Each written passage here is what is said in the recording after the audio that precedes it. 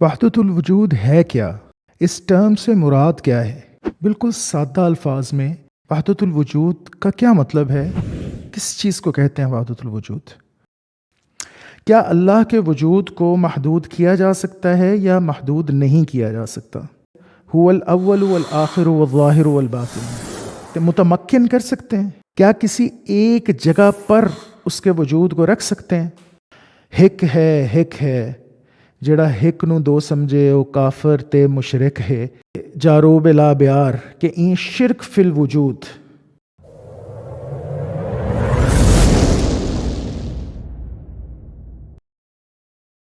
Youth کی وہ class جن کو ایکسس ہے اچھی تعلیم تک، وہ جب ایکسپوز ہوتے ہیں to the concept of Sufism, to the concept of spiritualism in Islam, یہ جو تصوف کا جو کانسیپٹ ہے اسلام میں، تو ان کے ذہن میں بڑے ابہام اور اشکالات پیدا ہوتے ہیں۔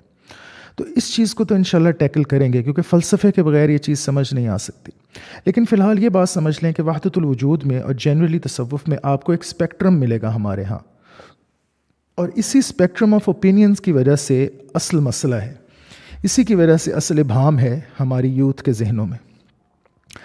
آپ کو ایک طرف تو ڈاکٹر طاہر القادری صاحب جیسے اور ڈاکٹر اسرار احمد صاحب جیسے علماء ملیں گے جو کہ کہتے ہیں کہ اور وضاحت کرتے ہیں، توضیح کرتے ہیں اس نظریے کی، اور کہتے ہیں کہ یہ درست ہے۔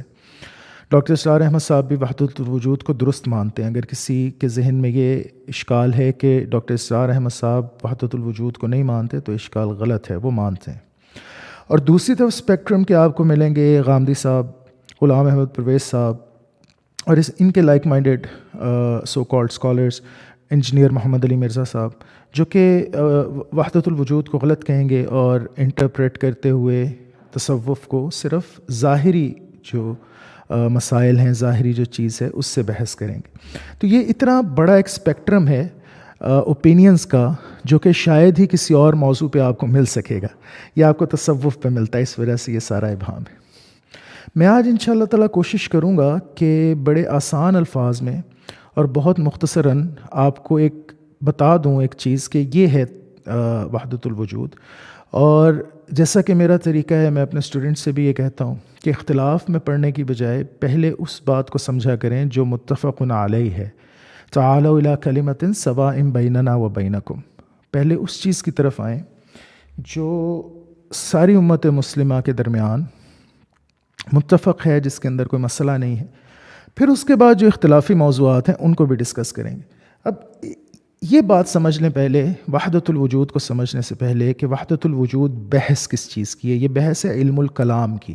علم الکلام ہماری ایک ہیریٹیج ہے، عقائد کے باب میں فلسافیکل ایک ہیریٹیج ہے ہماری، ایسٹرن فلسفی کہتے ہیں اس کو، اور اس کے اندر یونانی فلسفے کی بڑی اہمیت ہے، کیونکہ یونانی فلسفے سے کافی اس کے اندر اصطلاحات مستعار ہیں، کافی کانسیپٹس مستعار ہیں، تو فلسفے کو سمجھے بغیر اس کو سمجھنا مشکل ہے تھوڑا۔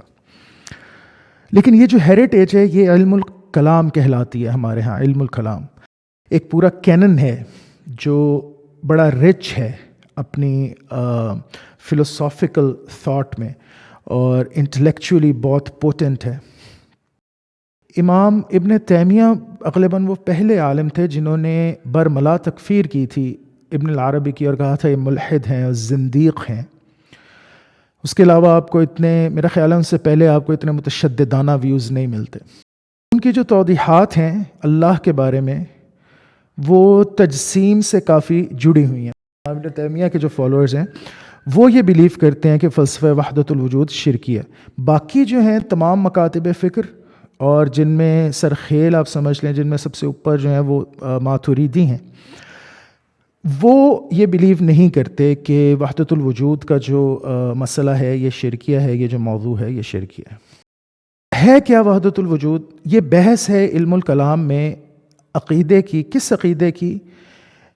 اللہ کے عقیدے کی، توحید کے عقیدے کی، کہ اللہ ایک ہے، اس عقیدے کی یہ بحث ہے۔ اور پھر یہ فلسافیکل بحث ہے، بہت بڑی بحث ہے، اور یعنی آپ سمجھیں کہ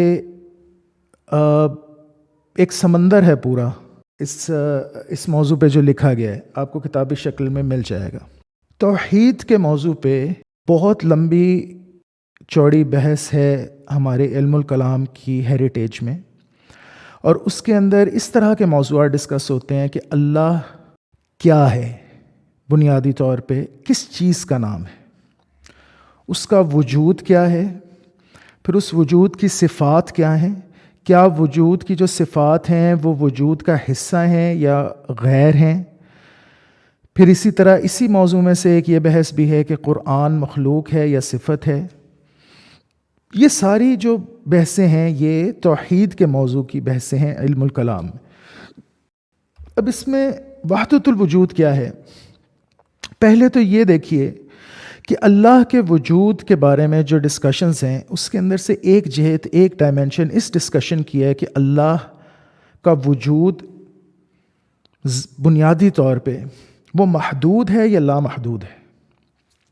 کیا اللہ کے وجود کو محدود کیا جا سکتا ہے یا محدود نہیں کیا جا سکتا؟ پہلا تو یہ کویسچن ہے. یعنی بہت سے کویسچنز جو ڈسکس ہوتے ہیں ان میں سے ایک یہ بنیادی کویسچن ہے جو فلسفی آف کلام میں یا علم الکلام میں جو ڈسکس کیا جاتا ہے. یعنی آپ یہ بات تو سمجھ رہے ہیں کہ وجود اللہ کا وہ حد میں آ سکتا ہے، کیا اس پہ ہم حد لگا سکتے ہیں کہ یہ وجود ہے اللہ کا، یا وہ لامحدود ہے؟ قرآن میں دیکھیں آیت ہے هو الاول والآخر والظاہر والباطن، رائٹ؟ وہی ہے الفا اور اومیگا، وہی ہے ظاہر اور باطن، وہی وہ ہے. تو اس بات پہ تو سب متفق ہیں کہ محدودیت نہیں ہے اللہ کے وجود کی. اللہ کے وجود میں محدودیت نہیں ہے، نہ زمان کی، نہ مکان کی، نہ اسپیشل، نہ ٹیمپورل، کسی قسم کی آپ اس پہ حد نہیں لگا سکتے، اس کو یعنی محدد نہیں کر سکتے کہ یہ حد ہے اللہ کے وجود کی. ایسا نہیں آپ کہہ سکتے، ایسا کہیں گے تو کافر ہو جائیں گے. اب یہ تو پہلی بات. دوسری بات یہ ہے اس سلسلے میں کہ کیا آپ اللہ کو آپ محدود نہیں کر سکتے، متمکن کر سکتے ہیں؟ کیا کسی ایک جگہ پر اس کے وجود کو رکھ سکتے ہیں؟ تو یہ بات سبھی مانتے ہیں کہ کسی ایک جگہ پہ مقید یا متمکن بھی نہیں کر سکتے. کریں گے تو وہی تحدد کی بات آئے گی، محدود ہو جائے گا پھر اس کا وجود. تو اگر یہ دو چیزیں آپ مانتے ہیں کہ نہیں کر سکتے، اگر اللہ کا وجود محدود یا متمکن نہیں ہے یا مقید نہیں ہے، تو پھر اگر اللہ کے وجود کی کوئی حد نہیں آپ لگا سکتے، تو پھر اس وجود کے علاوہ کسی اور وجود کی ایگزسٹنس آپ کیوں کر مانیں گے؟ کیسے مان سکتے ہیں؟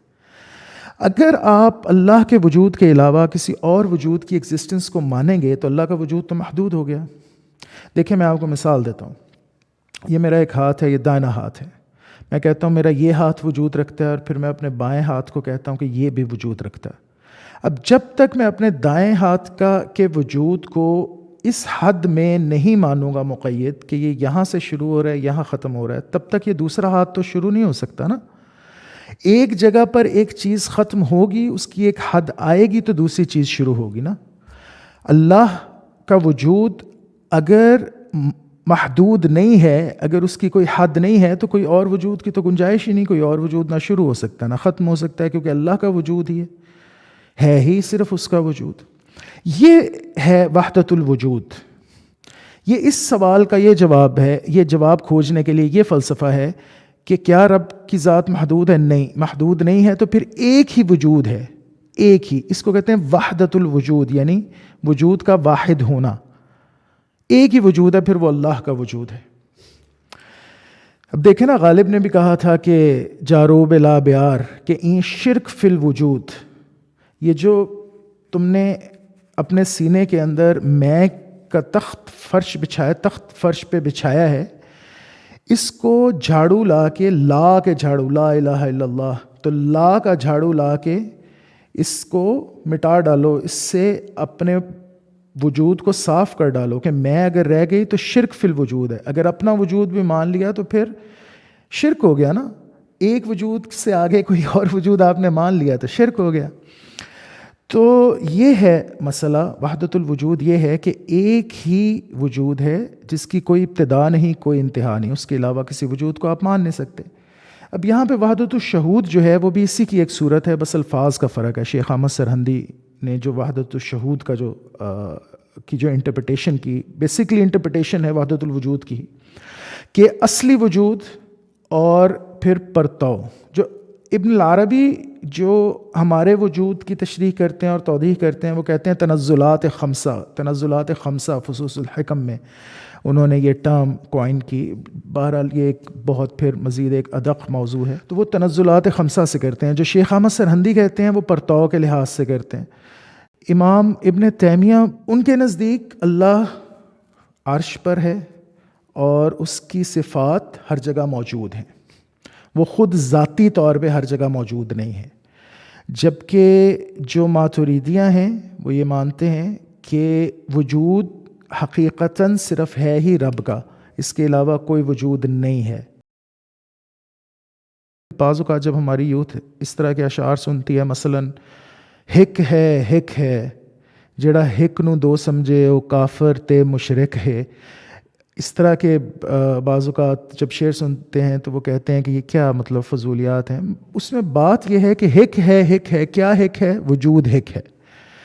جڑا ہک نو دو سمجھے وہ کافر تے مشرک ہے. وہی غالب والی بات کہ این شرک فی الوجود جاروب لا بیار، کہ این شرک فی الوجود، وجود کے اندر یہ شرک ہے اگر اپنا بھی مان لیا وجود. تو بات یہ ہے کہ اگر محدود آپ نہیں مان رہے اللہ کے وجود کو، تو پھر کسی اور وجود کو آپ کس طرح مان سکتے ہیں؟ پھر تو اللہ کے وجود کے سوا کوئی اور وجود ایگزسٹ نہیں کرتا. تو یہ ہے وحدت الوجود. انشاءاللہ اس پہ مزید بات کریں گے. فی الحال صرف یہ سمجھانا مقصود تھا کہ اس ٹرم سے کیا مراد ہے، اور اس ٹرم کو تھوڑا میں نے فریم کیا علم الکلام کی تاریخ میں، علم الکلام کے کینن میں، تاکہ آپ کو بات سمجھ آ جائے. اپنا خیال رکھیے گا. السلام علیکم ورحمۃ اللہ وبرکاتہ.